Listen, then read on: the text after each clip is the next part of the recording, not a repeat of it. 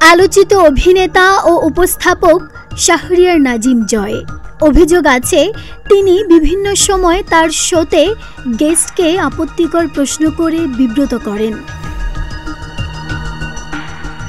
কিন্তু এবার যেন এই উপস্থাপক নিজেই বিব্রত হলেন।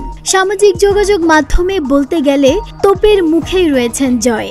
সম্প্রতি পূর্বাচলে একটি প্লট পেতে প্রধানমন্ত্রীকে মা সম্বোধন করা একটি চিঠি সামাজিক যোগাযোগ মাধ্যমে ভাইরাল হয়েছে, যেখানে প্রধানমন্ত্রীকে উদ্দেশ্য করে জয় বলেছেন, আপনার সুযোগ্য পুত্রের নামের আরেক পুত্র শাহরিয়ার নাজিম জয়ের সালাম রইল আপনার প্রতি।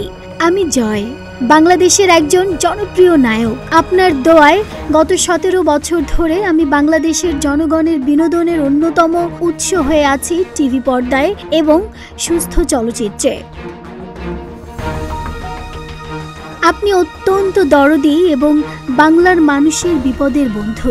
শুধু তাই নয়, গত নির্বাচনকালীন সময়ে আপনি যে বলিষ্ঠ, সাহসী এবং জ্ঞানদীপ্ত আদর্শের ওপর বলিয়ান ছিলেন, তা আমাদের মতো মানুষকে আজীবন আপনার নেতৃত্বকে স্যালুট জানানোর অঙ্গীকার করিয়েছে। মা, আপনার নিকট একজন শিল্পীর আবেদন। আমার সমসাময়িক সব শিল্পী পূর্বাচলে 10 কাঠা 5 কাঠা প্লট পেয়েছে।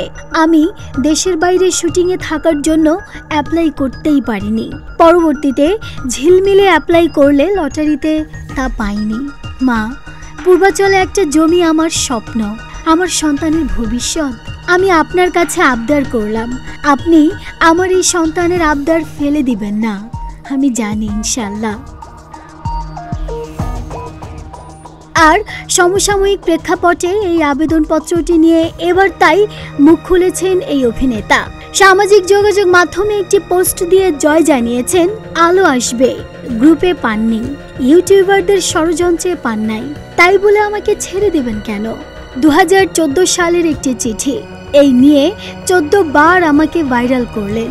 সাবেক সরকারের কাছ থেকে অনেকেই জমি নিয়েছেন, সেই প্লটগুলো 13A ধারা। এই সরকার ইতোমধ্যে সব প্লট বাতিল ঘোষণা করেছে, তারপরেও ফেসবুকে এই চিঠি পোস্ট করছেন, এমনকি আমার নাম্বার ভাইরাল করছেন এবং আমাকে সামাজিকভাবে হেনস্থা করছেন। অবশ্যই এই চিঠি চাটুকারিতার মধ্যেই পড়ে, এর জন্য অপমান আমার প্রাপ্য, কিন্তু দেখেন শাস্তিটা বেশি দিয়ে ফেলেন না। আল্লাহ তবে আপনাদেরও ক্ষমা করবে না। আল্লাহ যে আছেন এবং যথাসময়ে পাপের শাস্তি হয় তা আমরা সবাই বুঝে গেছি, তাই না?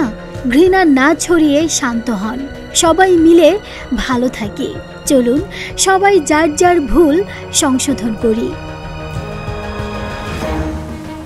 অন্যদিকে অবশ্য নিজের কর্মদোষেই একের পর এক সমালোচনার মুখে পড়ছেন এই অভিনেতা ও উপস্থাপক শাহরিয়ার নাজিম জয়।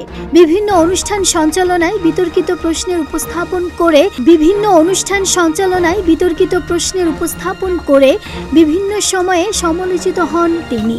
যদিও সেই সমালোচনার জের ধরে অনুষ্ঠানের ভিউ বাড়ায়, বিষয়টি সচেতনভাবেই উপভোগ করেন এই সঞ্চালক। ডেস্ক রিপোর্ট, প্রতিদিনের বাংলাদেশ।